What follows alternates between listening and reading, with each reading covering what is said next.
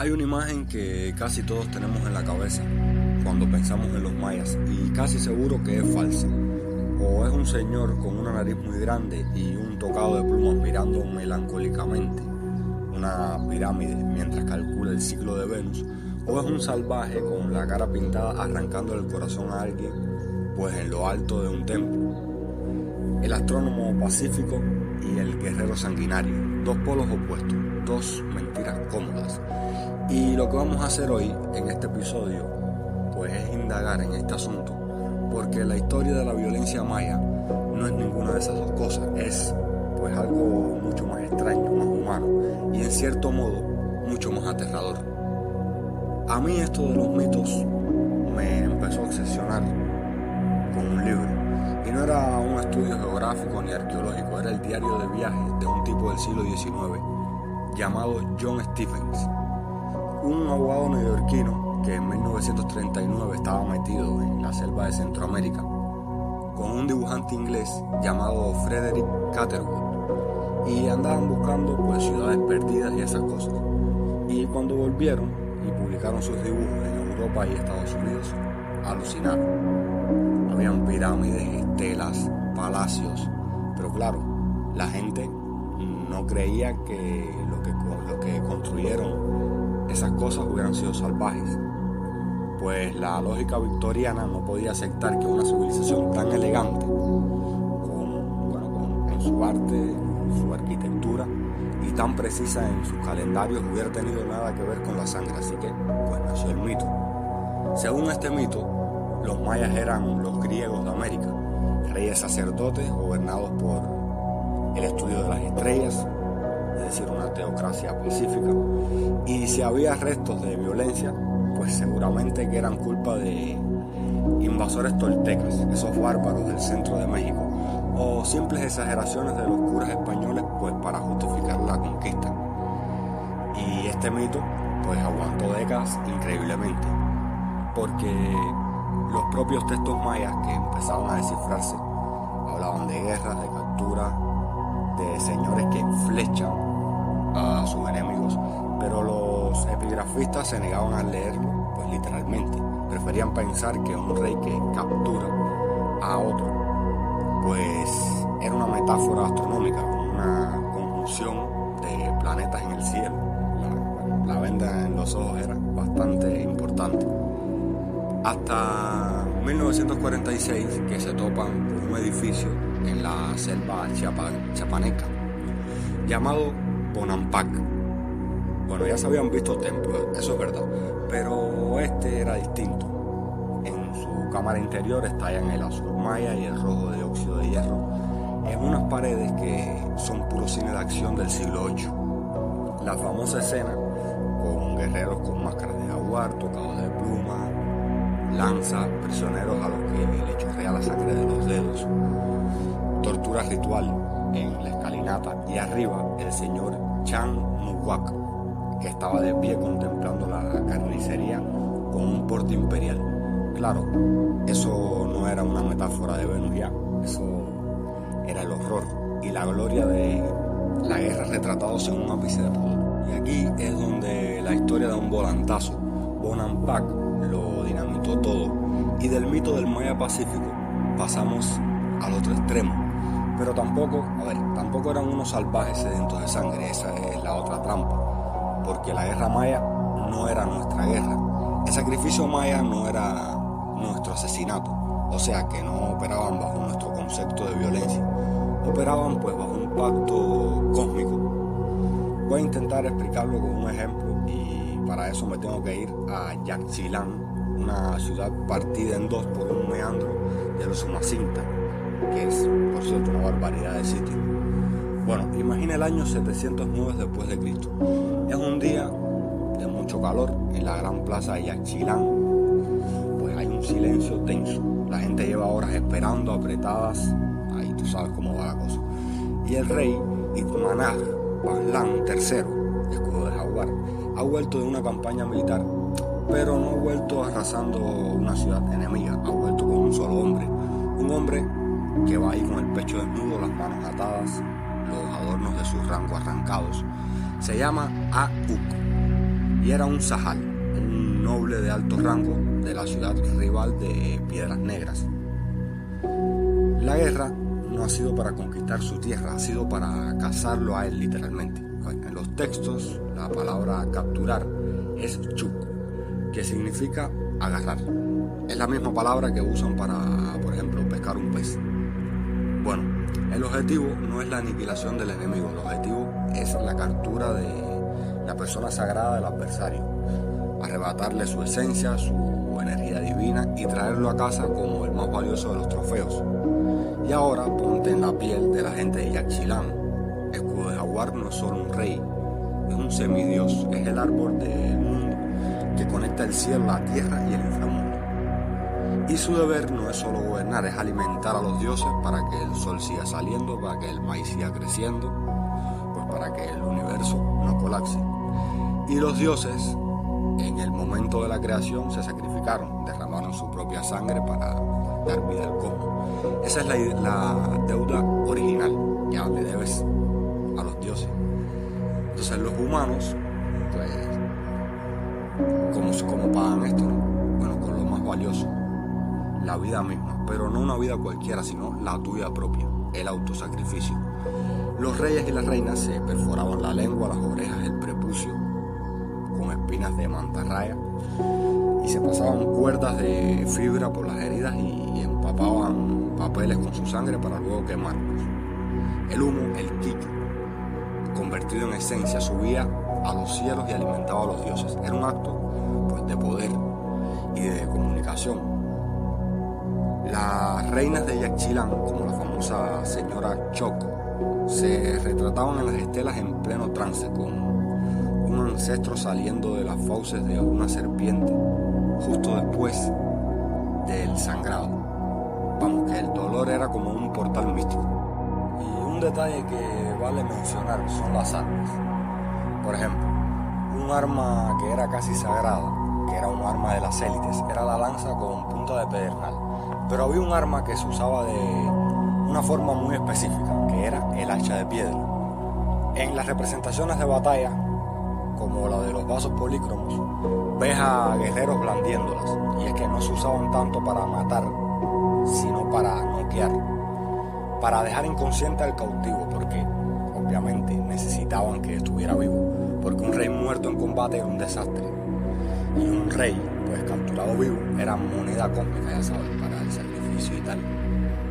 La humillación empezaba en el mismo campo de batalla, pues despojándolo de sus adornos, atándolo. Luego venía el viaje de regreso a la ciudad, la parada triunfal y el destino final, que casi siempre era la escalera del templo.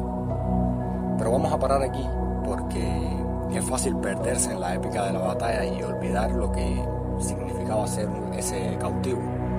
En Bonaparte se ve muy claro, los prisioneros aparecen desplomados sobre las escalinatas, algunos ya están muertos, a unos le han arrancado la mandíbula, a otros le chorrea la sangre de la yema de los dedos, seguramente pues porque le han arrancado las uñas. Es tortura, es violencia explícita, y aquí no hay excusa cómica que valga. Pues hay que entender la función, no era una tortura al azar, era una danza macabra de degradación, despojar al enemigo de su humanidad, de su rango, gota a gota, ante los ojos de su pueblo derrotado y del pueblo victorioso. Es un mensaje de poder tan brutal que resonado durante generaciones. La escalinata de los jeroglifos de Yaxchilán, por ejemplo, no solo narra las victorias, los escalones mismos son la representación pétrea del camino de humillación del cautivo. Cada vez que Escudo de Jaguar subía a su templo, pisaba metafóricamente a sus enemigos, y cada vez que un nuevo cautivo era obligado a subir, sus pies descalzos y ensangrentados, pues reactualizaban el mensaje. Morampak representa la arquitectura del terror, por decirlo de alguna manera. Pero claro, si te quedas solo con esto, pues te vas al mito del salvaje sanguinario y falta la otra mitad de la historia, la mitad que casi nunca se cuenta porque los mayas no inventaron la guerra. Lo que hicieron fue ritualizarla hasta extremos casi teatrales para intentar contenerla. Esto es una idea que me ronda en la cabeza y que desarrolló de forma brillante un historiador alemán, el doctor Klaus Richter, especialista en conflicto premoderno. Su tesis es que estas sociedades eran perfectamente conscientes de que la guerra era un monstruo que si se desata sin control, acaba con todo. Así que crean una serie de reglas de válvulas de escape. Entonces la guerra se convierte prácticamente en un deporte sangriento entre nobles con sus tiempos marcados sobre la astronomía. Nada de campañas en épocas de cosecha, hay que esperar a que Venus lo indique. Es una guerra de estación seca, es decir, los ejércitos son pequeños y los objetivos limitados. Esto explica algo que durante décadas desconcertó a los arqueólogos, que no encontraban grandes campos de batallas, ni fosas comunes masivas, ni ciudades arrasadas sistemáticamente durante el periodo clásico. Había representaciones de guerra por todas partes, pero lo que viene a ser las pruebas físicas de una violencia apocalíptica no cuadraban. Lo que veían era una violencia de élite, coreografiada, era una estrategia para evitar el colapso total.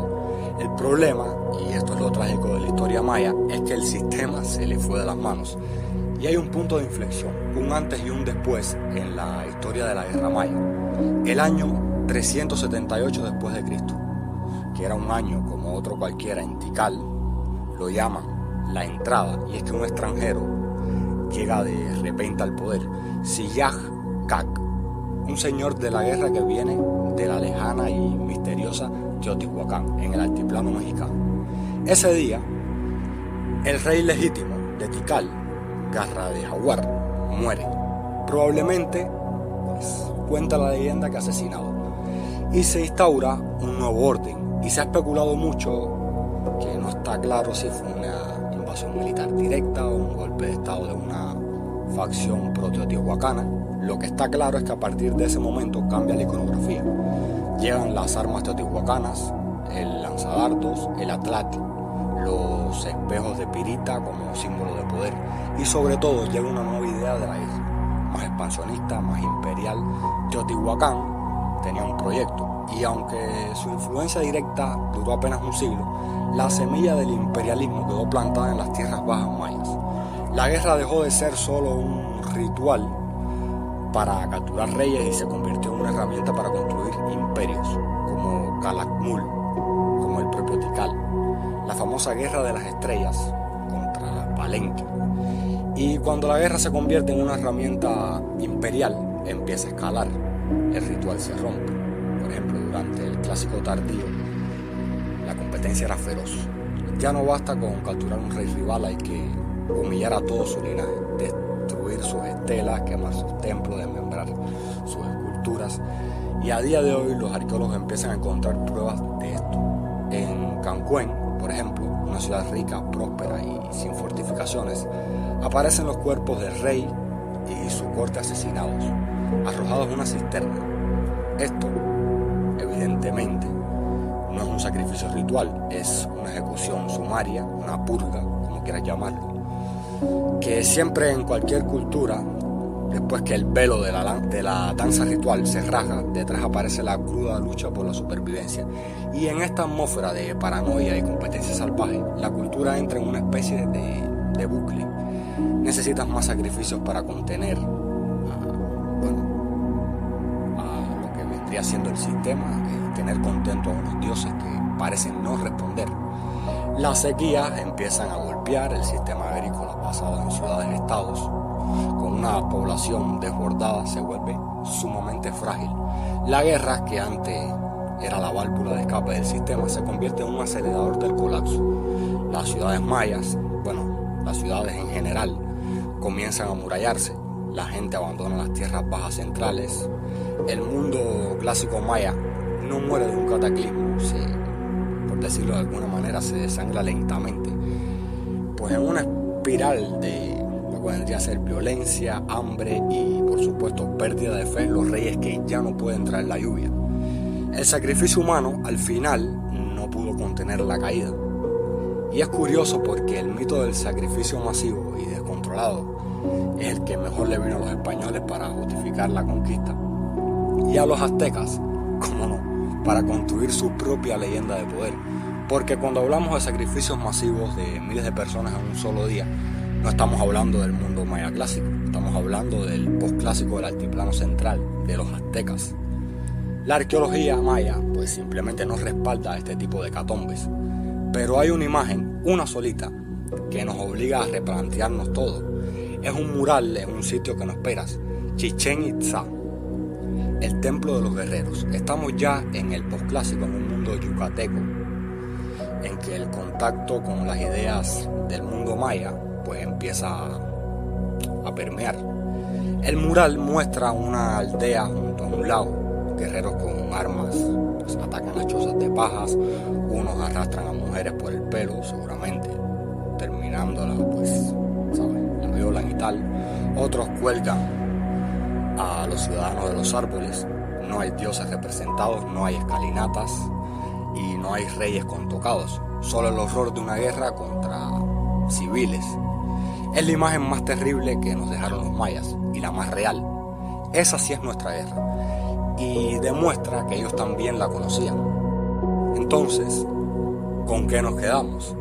¿Eran pacíficos astrónomos o salvajes asesinos? Ya ves que ninguna de las dos. La violencia maya, pues, era un lenguaje, una gramática del poder, una que podía escribir un delicado poema de autosacrificio con espinas de raya. Y el capítulo siguiente, pues, empezar a narrar con toda crudeza una ejecución pública. No eran ángeles ni demonios, eran una civilización compleja que trató de encontrar respuestas a las mismas preguntas que nosotros, como, por ejemplo, organizar la sociedad, cómo legitimar la autoridad, cómo explicar el dolor, la muerte y el caos. Su respuesta fue un acto de sangre, un contrato donde la vida humana era la moneda más alta para pagar la deuda de existir.